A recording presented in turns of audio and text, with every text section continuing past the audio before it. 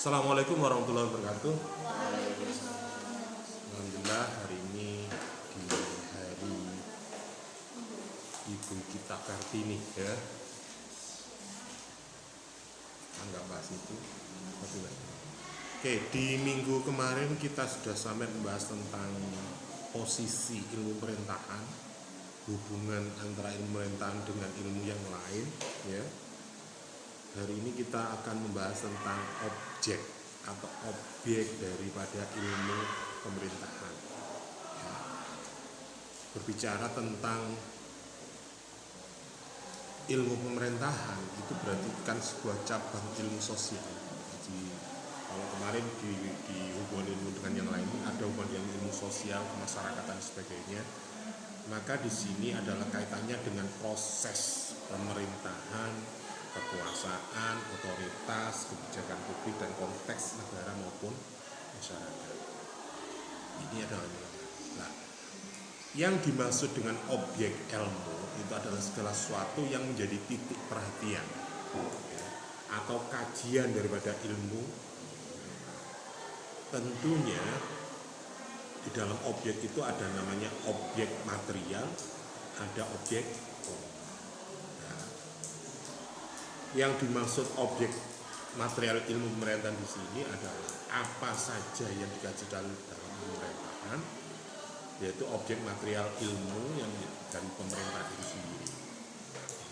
Kalau dari kata dasar pemerintahan itu seperti kata perintah, ya kata bagaimana itu pengambilan keputusan, penyelenggaraan kekuasaan, tindakan atau praktik yang dilakukan dalam lembaga-lembaga publik eksekutif maupun yudikatif. Jadi ngomong materialnya, material itu apa sih? Bahan baku ya. Jadi apa saja bahan yang digunakan. Kalau di dalam ilmu itu kemarin kalau kita bicara ilmu pengetahuan berarti kita ada ilmu sosial, hukum, politik dan sebagainya. Tetapi kalau kita ngomong pemerintahan hari ini ya, praktiknya adalah bagaimana pemerintah itu menjalankan perintah itu. Berarti bagaimana kebijakan keputusan itu dilaksanakan. Jadi kemarin kalau Anda ikut dalam pertemuan kemarin atau kajian di webinar kemarin, kalau pemerintah itu ngomong, loh saya ini menjalankan tugas, menjalankan belum salah. Menurut Pak Suntoro Eko malah salah. Justru pemerintah itu yang membuat sebuah keputusan sehingga memberikan kepastian kepada rakyatnya.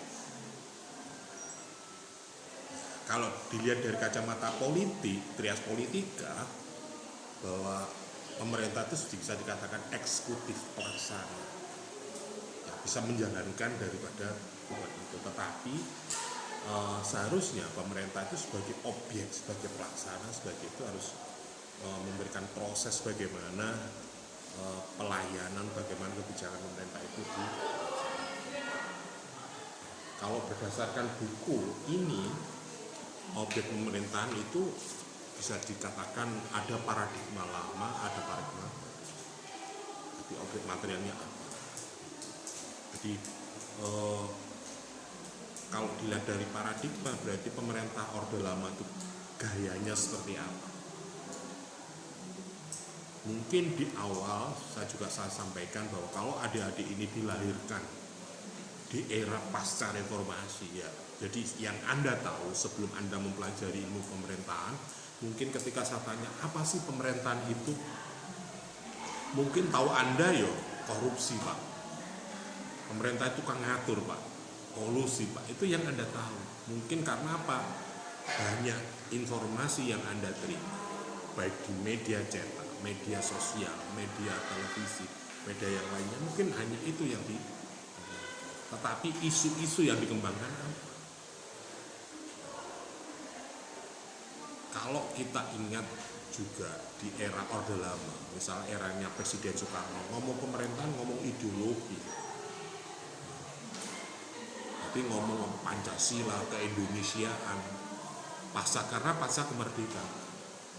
Jadi ngomong awal itu aliran apa, madhabnya apa, rasa nasionalisme, patriotisme itu mungkin di era Orde Lama. Tapi kalau Orde Baru itu sudah mulai wis nek kene iku menjadi ini negara kita, ini NKRI. Diapakno rek. Kalau kita sudah mendapatkan kekuasaan, kita harus bagaimana? Makanya di era Orde Baru kita kenal dengan era Orde Pembangunan. Ada repelita. Di situ areanya, kalau dalam kajian ilmu pemerintahan itu berbicara administratif. Ya, perencanaan pembangunan. Makanya di era Orde Baru itu ada istilah repelita. Repelita 1, repelita 2, repelita 3 sampai berapa? Rencana pembangunan jangka 5 tahun. Makanya Pak Harto, Presiden RI yang kedua itu bisa dikatakan sebagai bapak pembangunan. Dia ngomong pembicaraan administratif deh. Dengan cara apa? Ada yang mengatakan otoriter. Ya mesti aja. Kalau hari ini ngomong otoriter, komando, ya salah. Karena apa? Mungkin masyarakatnya sudah dewasa, infrastruktur sudah siap, struktur sudah siap. Ya. Niki misalnya infrastruktur siap, arah-arah wis gede kabeh, jadi otoriter ya salah. Tapi kalau di zaman pasca Orde Lama, nek gak otoriter, nek gak dipandu, gak dituntun, ya gak dadi tantangan, ngono lho. Makanya rezim, setiap pergantian rezim pemerintahan pasti ada baik, ada buruk. Kenapa kebijakan keputusan itu diambil? Ya mungkin melihat ruang dan waktu. Sehingga ketika Orde Baru bisa dikatakan sentralistik kalau ngomong otonomi daerah, ya. Jadi semua kebijakan itu top down dari pusat. Ada namanya kalau ngomong konstitusi ada GBHN.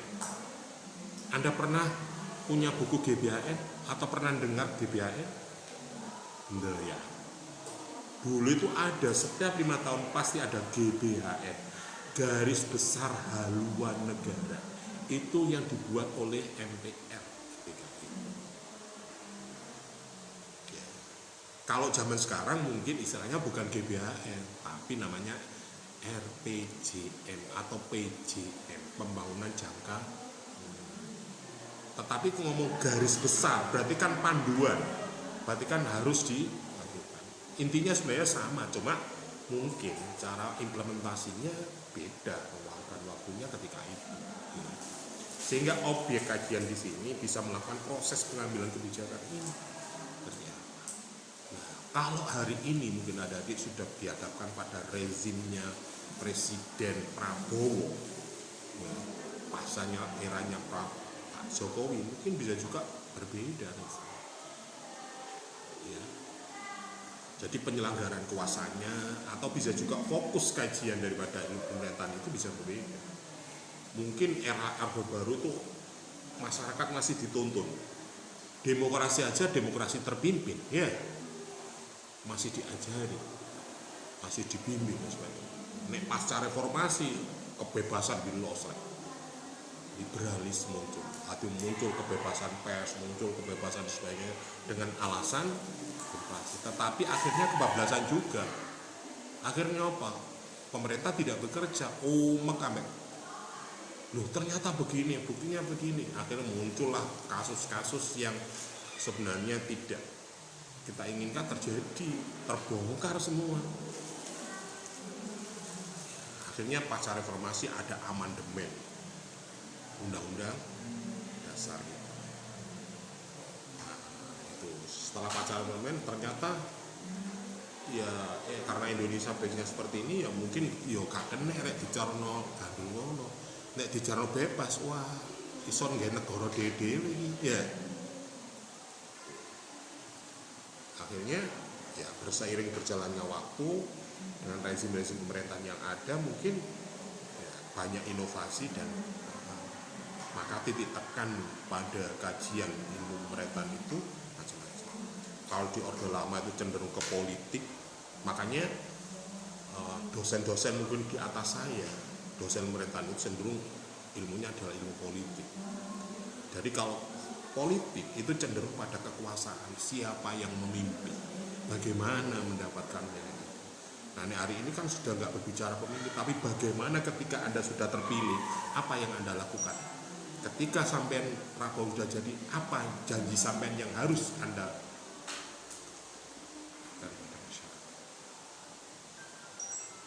janji-janji politik yang ada. Makanya itu beda. Makanya prodi program studi ilmu pemerintahan, kajian ilmu pemerintahan itu setiap tahun, setiap selalu mengalami sebuah.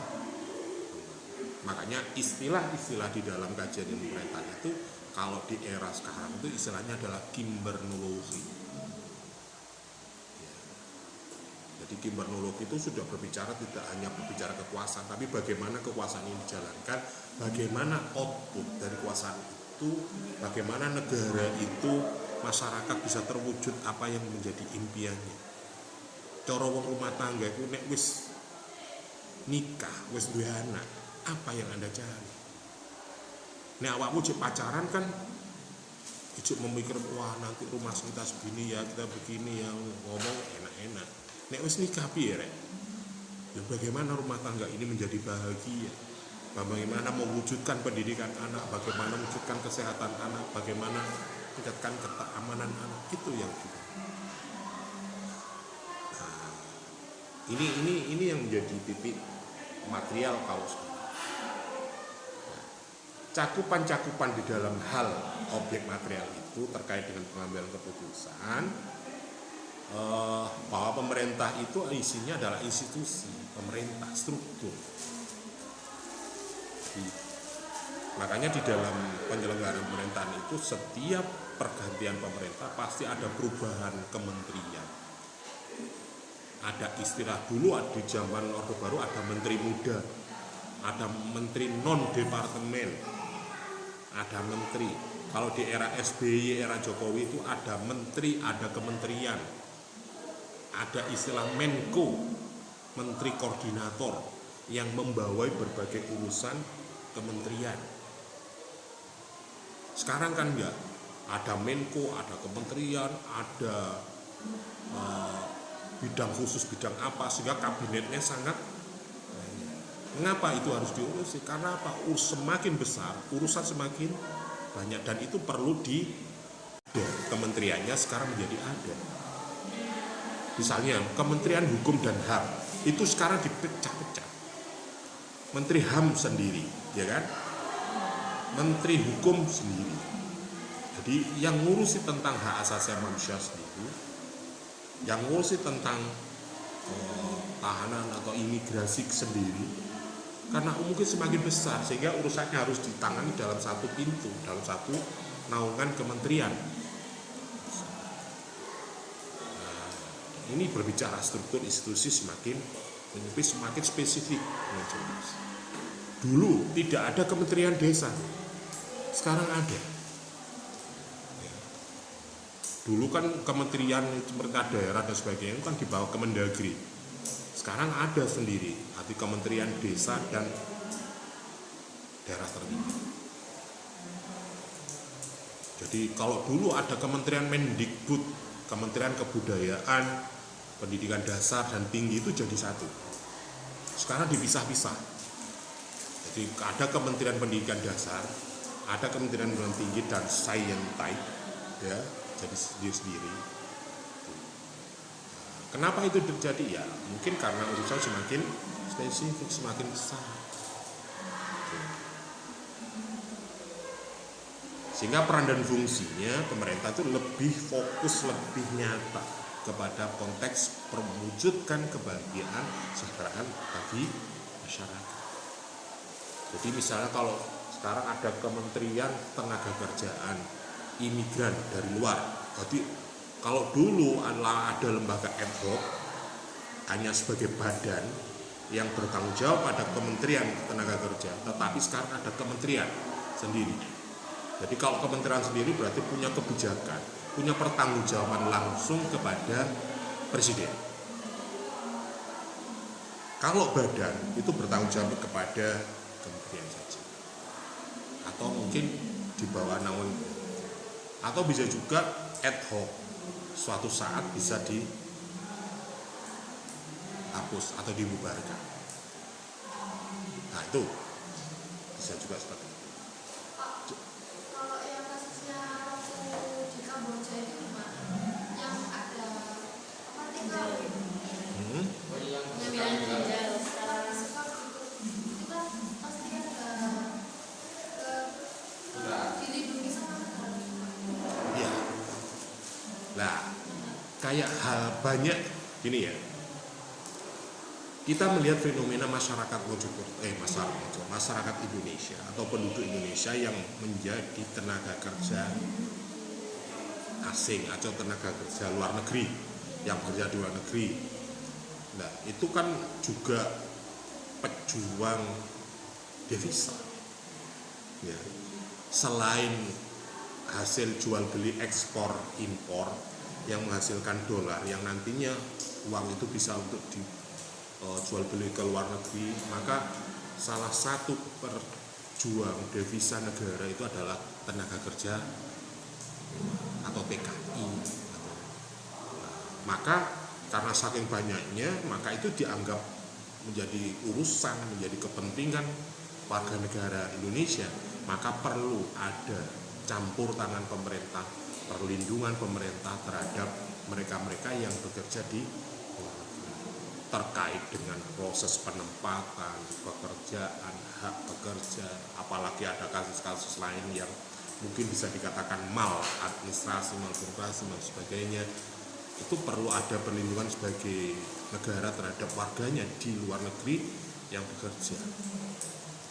Ya, mungkin secara umum ya mereka bekerja untuk dirinya, tetapi ketika dia bekerja di luar negeri kan mendapatkan honor, mendapatkan gaji berupa mata uang sesuai dengan tempat kerjanya, sehingga uang itu bisa menjadikan saving bagi negara untuk mengimpor atau apa itu kan. Maka banyak bisa dikatakan TKI itu menjadi pejuang atau relawan atau apapun untuk juang devisa negara. Rupiah kita nggak mungkin nek digenang Amerika Rp1 berapa dolar. Nah, misalnya kalau Anda bekerja di Amerika digaji dolar, gajimu $1 juta dibandingkan sini ya ketika kamu pulang itu kan ditukarkan. Nah, ditukarkan ini menjadi saving negara terhadap nilai tukar sebagainya. Makanya perlu ada campur tangan daripada negara sebagai hak warga negara. Ya, kalau terjadi kasus seperti itu ya mana kita harus ada kemudian. Makanya setiap negara pasti ada perjanjian bilateral, internal dan sebagainya. Ada perwakilan. Kalau dulu kan semua urusan luar negeri ada perwakilan negara kita di luar negeri yang namanya duta besar. Ya. Tapi duta besar kan koyo negara yang berdiri di negara lain kan seperti itu. Maka kalau sekarang kan ada duta besar, tapi ada kementerian khusus yang memang nangani tentang PKI yang ada di luar negeri atau imigran. Atau bisa juga kasus-kasus yang di dalam negeri, ada banyak TKW, TKI, TKA yang datang dari luar negeri ke negara kita. Semakin banyak urusan, semakin harus ada struktur khusus yang menangani itu, sehingga tingkat pelayanan publik itu menjadi efektif. Kalau itu hanya di bawah naungan itu kan nggak efektif. Secara anggaran itu nggak utuh, ya. Itu alasan kenapa mungkin barangkali setiap rezim pemerintahan membuat sebuah kementerian yang dianggap itu penting dan perlu ada penanganan khusus. Menteri Pemberdayaan Perempuan. Nah, kenapa harus ada Menteri urusan pemberdayaan perempuan?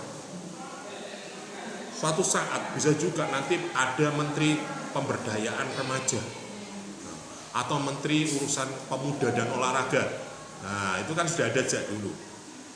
Nah, itu seperti itu. Atau bisa juga ada urusan-urusan lain, misalnya yang yang terdekat di bulan Syawal ini mungkin urusan haji. Dulu sempat ada wacana, ada kementerian yang ngurusi umroh dan haji. Loh Pak, kenapa itu diurusi?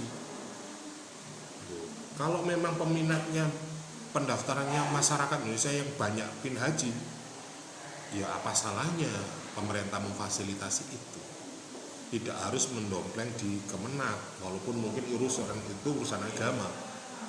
Coba Anda melihat berapa ribu masyarakat Indonesia yang menunggu antri untuk berangkat haji. Sampai yang daftar haji sekarang mungkin 20 tahun ke depan Anda baru corot nyambut gawe rek. Awam punya pesawat travel haji ya, pesawat mau yang melayani pemberangkatan haji dari Indonesia ke Mekah. Iki lho, selawe tahun ke depan penumpang ini sono. Cara ngomong bisnis peluangnya kan sudah besar. Terus ini ngomong keuangan, berapa sekarang anggarannya per orang? Ya. Katakanlah 50 juta. Kalau yang daftar sudah ribuan, hampir 200.000 per tahun, kali 50 juta berapa? Berarti kan uangnya banyak sekali. Nah, ini peluang untuk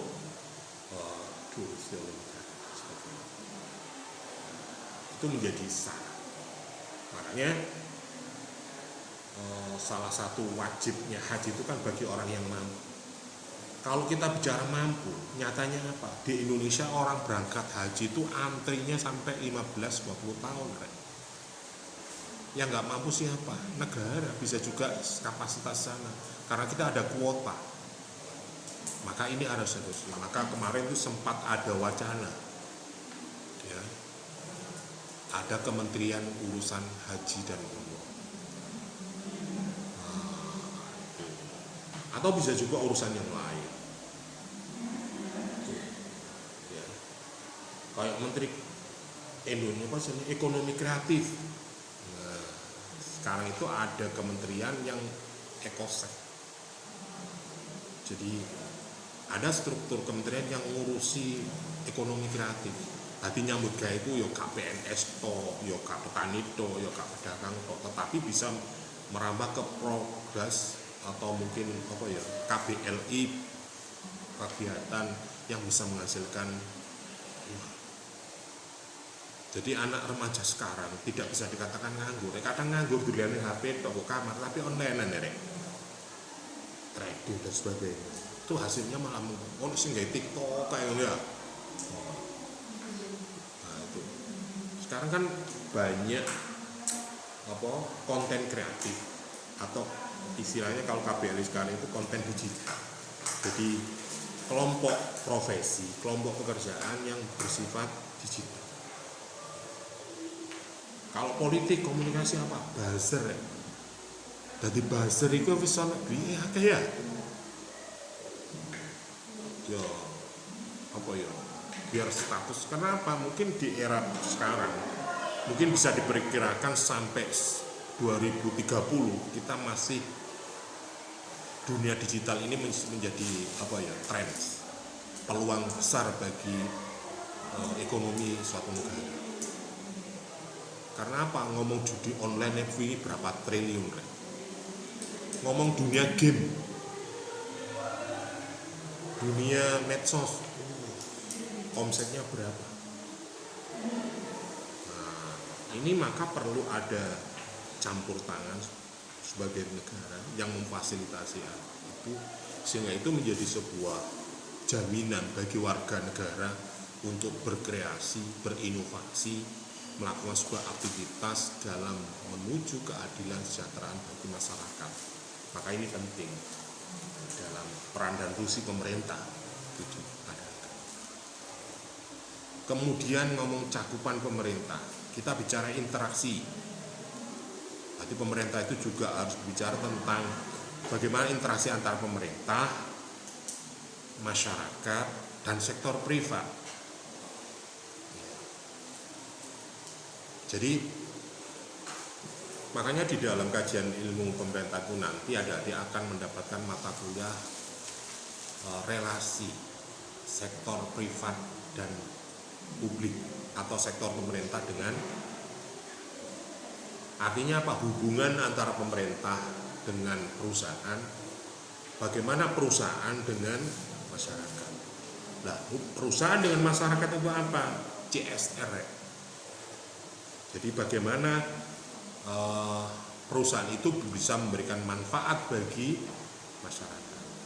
Kalau hubungan pemerintah dengan sektor privat, bagaimana nasib pekerjanya ya di dalam perusahaan. Contoh hari ini lagi viral mungkin Pemkot Surabaya ya, terkait tenaga kerja yang menjaminkan ijazah ya. Di Mojokerto sebenarnya ada pernah dengar nggak? Kakak kelas Anda pernah itu terjadi? Kalau sampai di kasuskan enggak, tapi kalau ditahan ijazah saya pernah. Sampai pernah kan ya? Itu kakak pernah Anda, mohon maaf saya sebut Roti Olivia. Tapi dikembalikan apa enggak? Ya dikembalikan. Cuma kan sebagai jaminan ketika dia bekerja di situ harus meletakkan ijazah. Kalau tahu kalau mungkin yang lain perjanjiannya kan tergantung kontrak kerjanya, ya. Ya mungkin biar tidak keluar atau mungkin karena itu terkait dengan resep makanan dan sebagainya, hak paten dan sebagainya, itu mungkin harus ada ikatan sehingga komitmen terhadap pekerja dan pengusaha bisa. Tetapi apakah itu baik atau tidak tergantung kepada perusahaan dan pekerjanya masing-masing. Kalau misalnya ada ketidakimbangan, misalnya pekerjanya dikerjakan upahnya tidak sesuai tapi tanggung jawabnya jamnya besar, ya masalah ya. Nah, ini termasuk bagaimana peran pemerintah di sini. Bagaimana hubungan perusahaan dengan masyarakat. Misalnya di sini ada perusahaan baja. Bagaimana dampak lingkungannya? Misalnya di kota ada perusahaan yang menimbulkan sebuah polusi udara yang mungkin kalau angin ke barat, baunya ngopor. Pabrik karet dan sebagainya. Itu kan berarti harus dilindungi hak masyarakat yang terdekat di situ. Entah itu dengan CSR-nya apa sebagainya, atau ada ganti rugi terhadap dampak itu. Karena ngomong perusahaan harus ada kos produksinya dan sebagainya. Oke, itu mungkin terkait dengan cakupannya. Kemudian kalau kita bicara tentang objek formal ilmu pemerintahan, yang dimaksud objek formal di sini adalah cara atau sudut pandang dalam mengkaji objek materialnya. Jadi bagaimana kita melihat material itu berjalan. Jadi kalau Anda melihat misalnya ada sebuah persoalan, Anda melihatnya bagaimana? Analisis Anda. Loh, ini kan tanggung jawabnya Kementerian PUPR, Pak. Misalnya Anda berangkat ke sini, kok ada jalan yang lubang, rusak. Anda melihatnya bukan alam yang terjadi karena alam atau bagaimana, tetapi Anda melihat bahwa ini adalah tanggung jawabnya PUPR, Dinas Pekerjaan Umum. Terus jalan ini termasuk jalan provinsi atau jalan kabupaten. Kalau ini jalannya provinsi, berarti ini yang bertanggung jawab adalah Dinas PUPR provinsi. Maka yang harus memperbaiki adalah berarti melihatnya, pendekatannya adalah kelembagaan. Jadi fokusnya adalah struktur fungsi daripada kelembagaan. Ya, misalnya Anda sebuah pelayanan yang tidak baik, jadi Anda melihat struktur fungsinya. Ini siapa yang harus bertanggung jawab? Ya. Misalnya ada pendekatan proses politik di mana pengambilan keputusan pada fokus pengambilan keputusan. Ya, Anda bisa melihat Indonesia menangi partai dengan aliran demokrasi atau nasionalis misalnya. ya wajar aja, keputusannya tidak banyak pertimbangan secara religius, yang penting tidak melihat suku, ras, agama, semua warga negara ada yang karena kelompok politik yang jenis yang ngurusi partai ini misalnya, atau mungkin kalau Anda melihat misalnya dulu ada misalnya Kementerian Pertanian itu dipegang oleh politisi PKS misalnya, maka sampai ke bawah relasinya itu adalah mereka-mereka yang punya koneksi kepada partai PKS. Kementerian Agama dari P3, berarti kalau Anda urusan dengan Kementerian Agama harus punya koneksi dengan orang-orang P3. Kalau sekarang misalnya pemerintah Gerindra, wah bisa juga. Karena apa? Mungkin dalam kelembagaan pengambilan keputusan itu bisa dipengaruhi dari kelompok atau koalisi yang ada di lembaga legislatifnya, atau bisa juga pejabatnya itu dari politisi. Anda lihat kementerian-kementerian itu kan tidak semua orang profesional dari akademisi atau memang ahlinya dari itu, tapi dia ketua partai jadi menteri, sekjen partai jadi menteri, tokoh orang emas jadi menteri, karena begitu. Kita nggak tahu, mungkin dia mungkin karena dia tokoh ormas dan mungkin basicnya dia di bidangnya mampu, ya akhirnya jadi menteri bisa juga. Misalnya Kementerian Sosial, Gus Ipul, Anda tahu Gus Ipul? Gus Ipul itu kan sekjen PBNU, ya. Dia mantan wali kota Pasuruan, mantan wakil gubernur Jawa Timur, sekarang menjadi menteri sosial. Dia menjadi menteri karena apa? Mungkin karena diambil dari ormas. Maka jaringan-jaringannya banyak dari, atau bisa juga Kementerian Menko Ekonomi dari Golkar. Pak Erlangga itu kan ketua partai Golkar dulu. Maka jaringan-jaringan itu dari itu mungkin analisanya atau fokus kajiannya. Maka kita bisa melihat dari proses politik.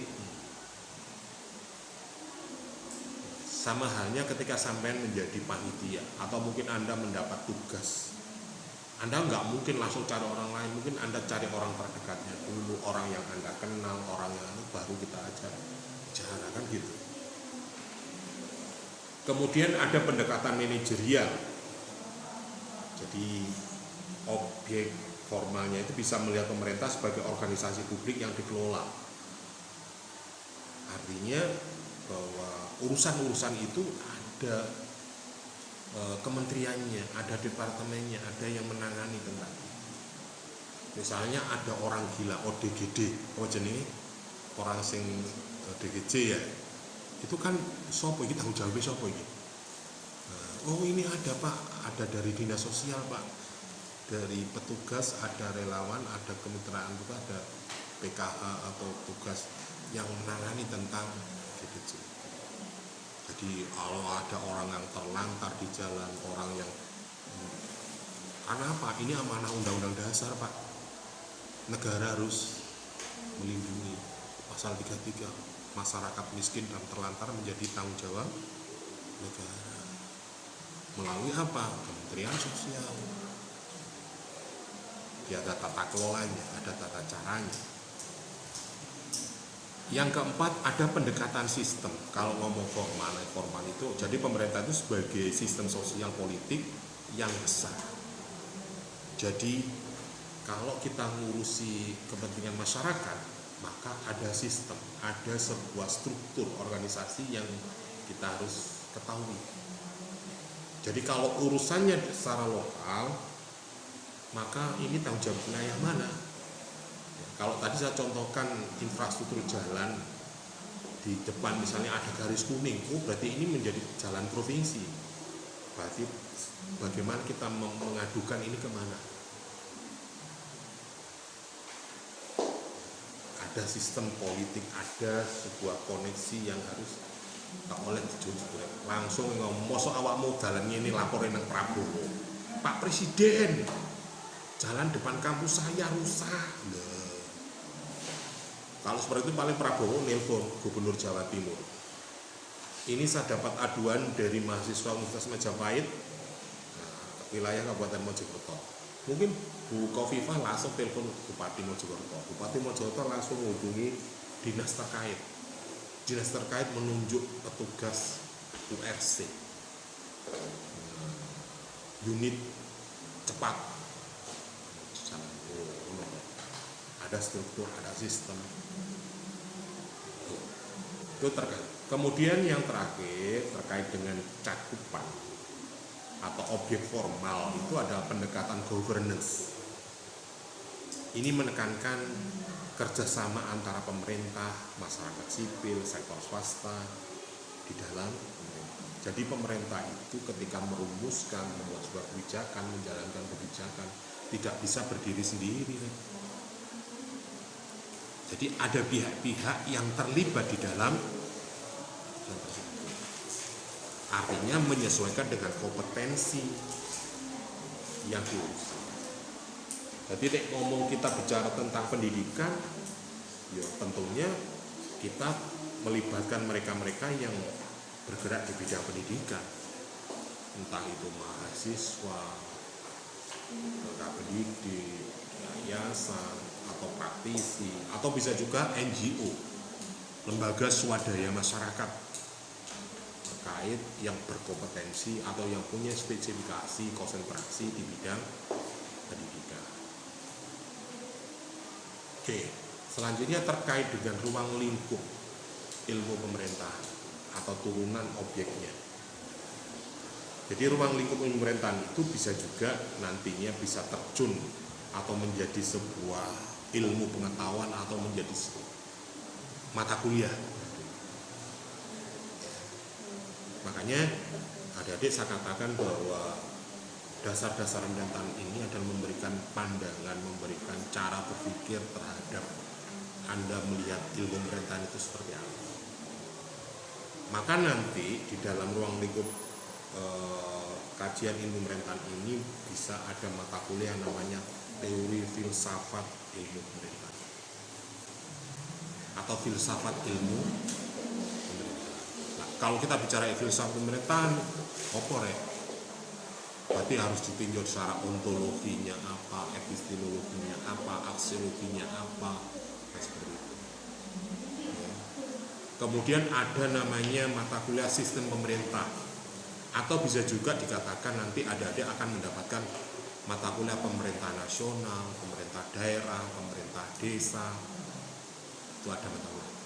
Kemudian ada juga mata kuliah administrasi atau manajemen publik, atau istilahnya di dalam mata kuliah kita tata kelola sumber daya manusia pemerintah, tata kelola sumber daya manusia.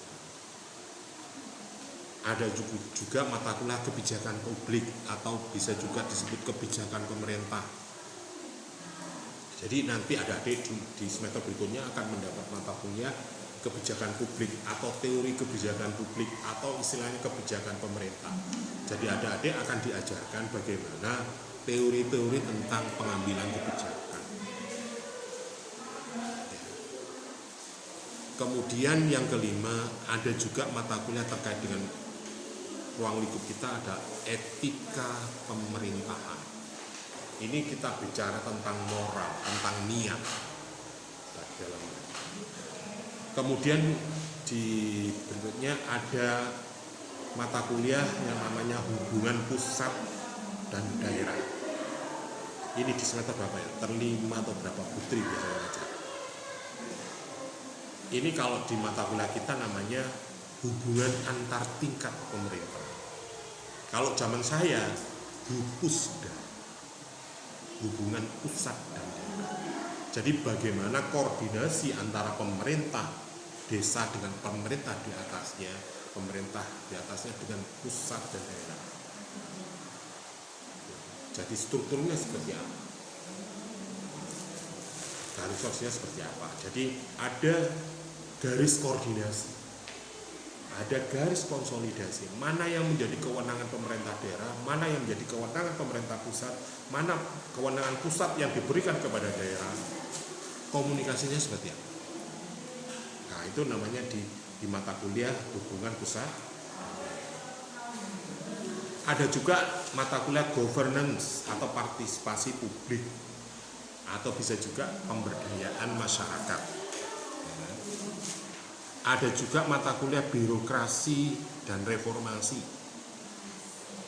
Nah, ini biasanya fokusnya di administrasi negara, tetapi ada pula namanya birokrasi. Tapi di mata kuliah kita istilahnya adalah birokrasi pemerintah. Nah, adik nanti akan diajari bagaimana sih birokrasinya. Birokrasi itu kan dari meja, dari form-form pelayanan publik seperti apa. Ada politik pemerintah. Politik pemerintah itu terkait bagaimana rekrutmen pejabat-pejabat struktur dalam pemerintah. Yang terakhir isu-isu itu ada terkait dengan teknologi di dalam pemerintah atau istilahnya e-government.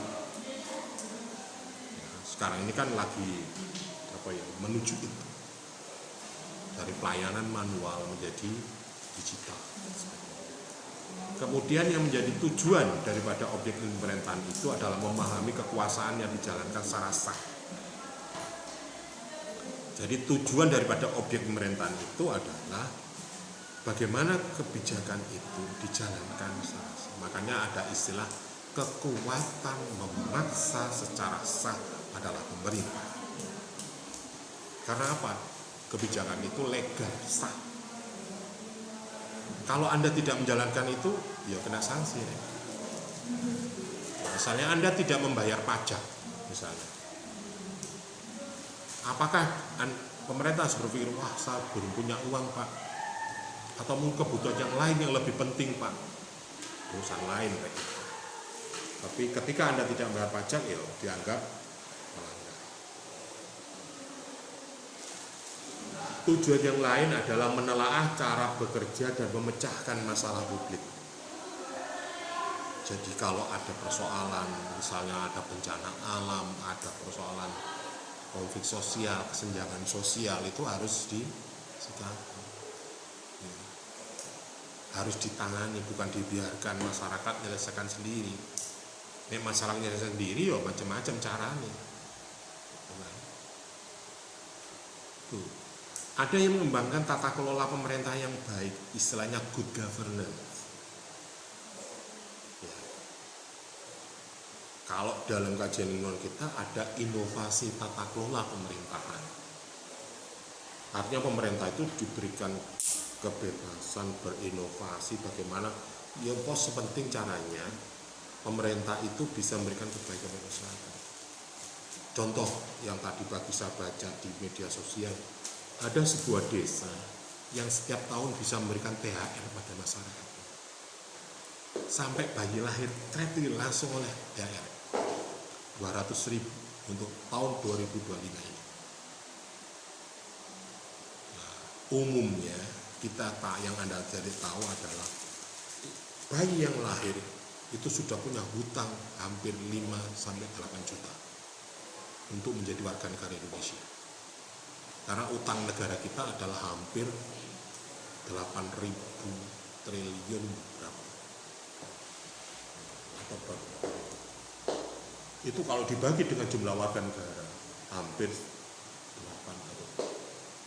Tapi ini ada sebuah desa yang setiap tahunnya bisa memberikan THR bagi hasil kepada semua warga desa itu 200.000. Kok bisa seperti itu? Bahwa desa itu setelah saya lihat itu karena desa itu punya BUMDes, punya badan usaha milik desa yang hasilnya bisa dibagikan kepada warganya, bisa untuk membayar BPJS warganya, bisa memberikan THR pada warganya. Desa Wunut, daerah Yogyakarta, Solo.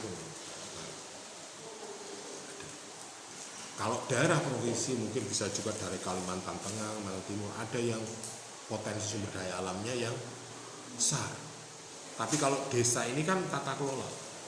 Jadi pemerintah yang jujur, pengelolaan yang benar sehingga bisa menghasilkan devisa, menghasilkan sebuah devisa pendapatan desa yang melimpah, tidak hanya untuk pembangunan tetapi bisa diberikan kepada masyarakat. Ini artinya bahwa ada tata kelola sumber daya manusia yang baik. Negeri kita andai kata dikelola dengan baik, gak korupsi rek. Wah, luwe rek ya. Bayangkan dari 100 hari pemerintah Prabowo berapa ribu triliun yang dikorupsi oleh para koruptor. Ya, hampir 3.000 ya, 2.000 lah, 2.000, kak ngomong 2.000 rupiah, 2.000 triliun rek. Iki 2.000 duit 1.000 ditotot dukure 10 cm tutuk omah sampean ya tuh.